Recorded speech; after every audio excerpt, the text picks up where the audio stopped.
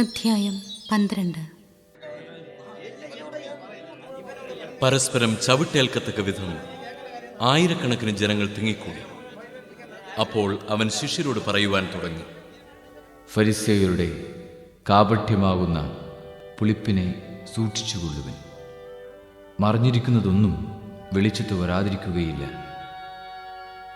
നിഗൂഢമായിരിക്കുന്നതൊന്നും അറിയപ്പെടാതിരിക്കുകയുമില്ല. അതുകൊണ്ട് നിങ്ങൾ ഇരുട്ടത്ത് സംസാരിച്ചത് വെളിച്ചത്ത് കേൾക്കപ്പെടും, വീട്ടിൽ സ്വകാര്യമുറികളിൽ വെച്ച് ചെവിയിൽ പറഞ്ഞത് പുരമുകളിൽ നിന്ന് പ്രഘോഷിക്കപ്പെടും. എൻ്റെ സ്നേഹിതരെ, നിങ്ങളോട് ഞാൻ പറയുന്നു, ശരീരത്തെ കൊല്ലുന്നതിൽ കവിഞ്ഞ് ഒന്നും ചെയ്യാൻ കഴിയാത്തവരെ നിങ്ങൾ ഭയപ്പെടേണ്ട. എന്നാൽ നിങ്ങൾ ആരെ ഭയപ്പെടണമെന്ന് ഞാൻ മുന്നറിയിപ്പ് തരാം.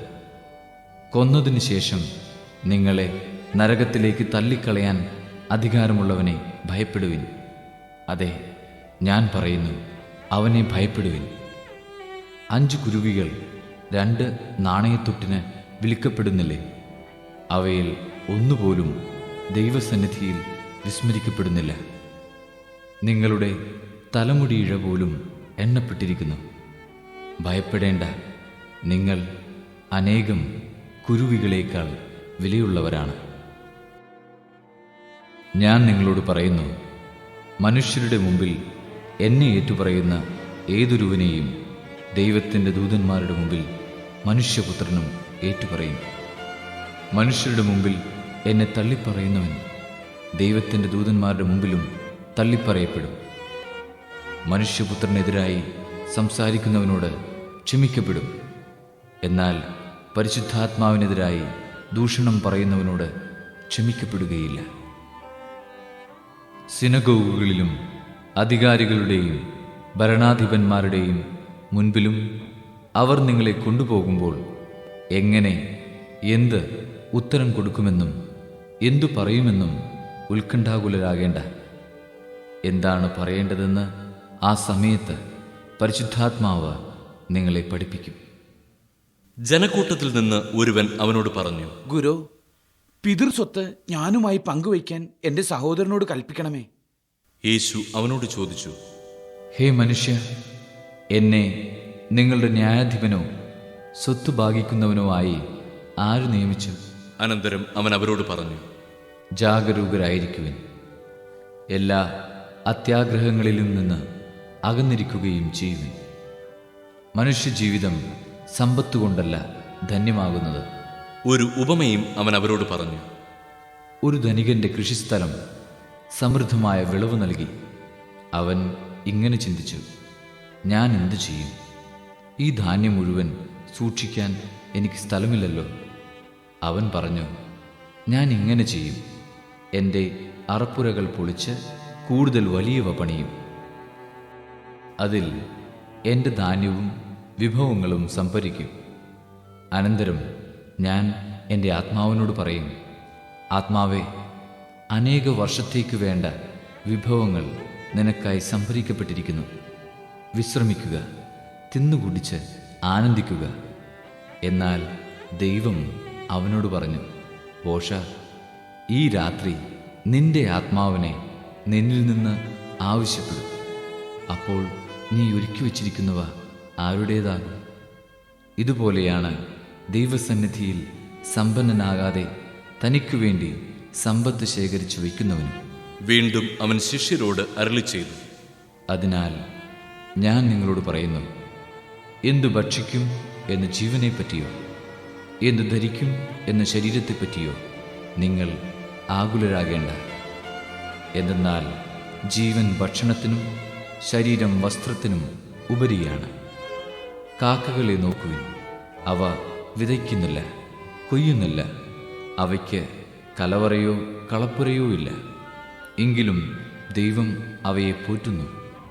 പക്ഷികളേക്കാൾ എത്രയോ വിലപ്പെട്ടവരാണ് നിങ്ങൾ.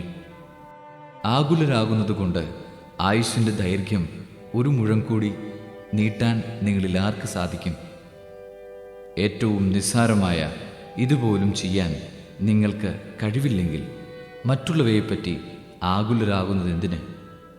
ലില്ലികളെ നോക്കുവിൻ, അവൻ നൂൽ നൂൽക്കുകയോ വസ്ത്രം നെയ്യുകയോ ചെയ്യുന്നില്ലല്ലോ. എങ്കിലും ഞാൻ നിങ്ങളോട് പറയുന്നു, സോളമൻ പോലും അവൻ്റെ സർവ്വമഹത്വത്തിലും അവയിലൊന്നിനെപ്പോലെ അലങ്കൃതനായിരുന്നില്ല. ഇന്നുള്ളതും നാളെ തീയിൽ എറിയപ്പെടുന്നതുമായ വയലിലെ പുല്ലിനെ ദൈവം ഇത്രമാത്രം അണിയിക്കുന്നെങ്കിൽ അല്പവിശ്വാസികളെ, നിങ്ങളെ എത്രയധികം അണിയിക്കുകയില്ല. എന്തു തിന്നുമെന്നോ എന്തു കുടിക്കുമെന്നോ അന്വേഷിക്കേണ്ട, ആകുലചിത്തരാവുകയും വേണ്ട. ഈ ലോകത്തിൻ്റെ ജനതകളാണ് ഇതെല്ലാം അന്വേഷിക്കുന്നത്. നിങ്ങൾക്ക് ഇതെല്ലാം ആവശ്യമാണെന്ന് നിങ്ങളുടെ പിതാവിനറിയാം. നിങ്ങൾ അവിടുത്തെ രാജ്യം അന്വേഷിക്കുവിൻ, ഇവയെല്ലാം അതോടൊപ്പം നിങ്ങൾക്ക് ലഭിക്കും. ചെറിയ അജഗണമേ, ഭയപ്പെടേണ്ട. എന്തെന്നാൽ നിങ്ങൾക്ക് രാജ്യം നൽകാൻ നിങ്ങളുടെ പിതാവ് പ്രസാദിച്ചിരിക്കുന്നു. നിങ്ങളുടെ സമ്പത്ത് വിറ്റ് ദാനം ചെയ്യുവിൻ. പഴകിപ്പോകാത്ത പണസഞ്ചികൾ കരുതി വയ്ക്കുവിൻ. ഒടുങ്ങാത്ത നിക്ഷേപം സ്വർഗത്തിൽ സംഭരിച്ചു വയ്ക്കുവിൻ. അവിടെ കള്ളന്മാർ കടന്നുവരികയോ ചിതൽ നശിപ്പിക്കുകയോ ഇല്ല. നിന്റെ നിക്ഷേപം എവിടെയോ അവിടെ നിന്റെ ഹൃദയവും. നിങ്ങൾ അരമുറുക്കിയും വിളക്ക് കത്തിച്ചും ഇരിക്കുവിൻ. തങ്ങളുടെ യജമാനൻ കല്യാണ വിരുന്ന് കഴിഞ്ഞ് മടങ്ങി വന്ന് മുട്ടുന്ന ഉടനെ തുറന്നു കൊടുക്കാൻ അവൻ്റെ വരവും കാത്തിരിക്കുന്നവരെ പോലെ ആയിരിക്കുവിൻ. യജമാനൻ വരുമ്പോൾ ഉണർന്നിരിക്കുന്നവരായി കാണുന്ന ഭൃത്യന്മാർ ഭാഗ്യവാന്മാർ. സത്യമായി ഞാൻ നിങ്ങളോട് പറയുന്നു, അവൻ അരമുറുക്കി അവരെ ഭക്ഷണത്തിനിരുത്തുകയും അടുത്തു ചെന്ന് അവരെ പരിചരിക്കുകയും ചെയ്യും. അവൻ രാത്രിയുടെ 2-ാം യാമത്തിലോ 3-ാം യാമത്തിലോ വന്നാലും അവരെ ഒരുക്കമുള്ളവരായി കണ്ടാൽ ആ ഭൃത്യന്മാർ ഭാഗ്യവാന്മാർ. ഇത് അറിഞ്ഞുകൊള്ളുവിൻ. കള്ളൻ ഏതു മണിക്കൂറിൽ വരുമെന്ന് ഗൃഹനായകൻ അറിഞ്ഞിരുന്നെങ്കിൽ തൻ്റെ വീട് കുത്തി തുറക്കാൻ അനുവദിക്കുമായിരുന്നില്ല. നിങ്ങളും ഒരുങ്ങിയിരിക്കുവിൻ. എന്തെന്നാൽ പ്രതീക്ഷിക്കാത്ത മണിക്കൂറിലാണ് മനുഷ്യപുത്രൻ വരുന്നത്.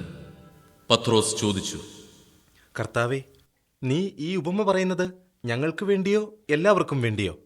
അപ്പോൾ കർത്താവ് പറഞ്ഞു, വീട്ടുജോലിക്കാർക്ക് യഥാസമയം ഭക്ഷണം കൊടുക്കേണ്ടതിന് യജമാനൻ അവരുടെ മേൽ നിയമിക്കുന്ന വിശ്വസ്തനും വിവേകിയുമായ കാര്യസ്ഥൻ ആരാണ്? യജമാനൻ വരുമ്പോൾ ജോലിയിൽ വ്യാപൃതനായി കാണപ്പെടുന്ന ഭൃത്യൻ ഭാഗ്യവാൻ. സത്യമായി ഞാൻ നിങ്ങളോട് പറയുന്നു, അവൻ തൻ്റെ സകല സ്വത്തുക്കളുടെയും മേൽ അവനെ നിയമിക്കും.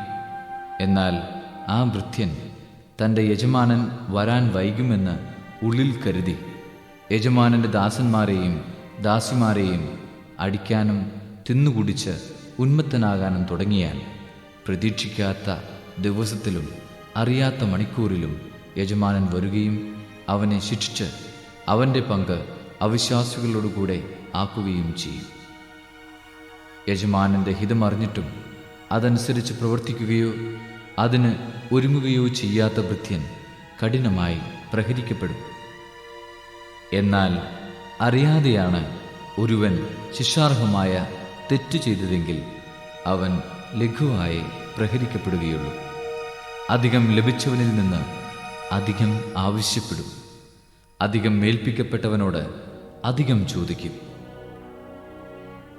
ഭൂമിയിൽ തീയിടാനാണ് ഞാൻ വന്നത്. അത് ഇതിനകം കത്തിജ്വലിച്ചിരുന്നെങ്കിൽ.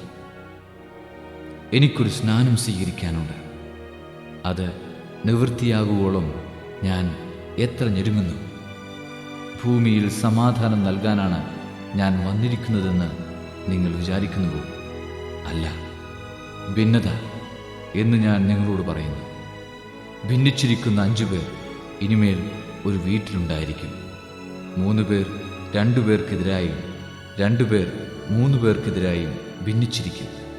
പിതാവ് പുത്രനും പുത്രൻ പിതാവിനും എതിരായും അമ്മ മകൾക്കും മകൾ അമ്മയ്ക്കുമെതിരായും അമ്മായിയമ്മ മരുമകൾക്കും മരുമകൾ അമ്മായിയമ്മയ്ക്കും എതിരായും ഭിന്നിക്കും. അവൻ ജനക്കൂട്ടത്തോട് പറഞ്ഞു, പടിഞ്ഞാറ് മേഘം ഉയരുന്നത് കണ്ടാൽ മഴ വരുന്നു എന്ന് നിങ്ങൾ പറയുന്നു. അങ്ങനെ സംഭവിക്കുകയും ചെയ്യുന്നു. തെക്കൻ കാറ്റടിക്കുമ്പോൾ അത്യുഷ്ണമുണ്ടാകും എന്ന് നിങ്ങൾ പറയുന്നു. അത് സംഭവിക്കുന്നു. കപടനാട്യക്കാരെ, ഭൂമിയുടെയും ആകാശത്തിൻ്റെയും ഭാവഭേദം വ്യാഖ്യാനിക്കാൻ നിങ്ങൾക്കറിയാം. എന്നാൽ ഈ കാലത്തെ വ്യാഖ്യാനിക്കാൻ നിങ്ങൾക്ക് അറിയാത്തതെന്തുകൊണ്ട്? എന്തുകൊണ്ട് നിങ്ങൾ ശരിയായി വിധിക്കുന്നില്ല? നീ നിന്റെ ശത്രുവിനോട് കൂടെ അധികാരിയുടെ അടുത്തേക്ക് പോകുമ്പോൾ വഴിയിൽ വെച്ച് തന്നെ അവനുമായി രമ്യതപ്പെട്ടുകൊള്ളുക. അല്ലെങ്കിൽ അവൻ നിന്നെ ന്യായാധിപൻ്റെ അടുത്തേക്ക് കൊണ്ടുപോവുകയും ന്യായാധിപൻ നിന്നെ കാരാഗൃഹപാലകനെ ഏൽപ്പിക്കുകയും അവൻ നിന്നെ തടവിലാക്കുകയും ചെയ്യും. അവസാനത്തെ തൊട്ടുവരെ കൊടുക്കാതെ നീ അവിടെ നിന്ന് പുറത്തു വരികയില്ല എന്ന് ഞാൻ നിങ്ങളോട് പറയുന്നു.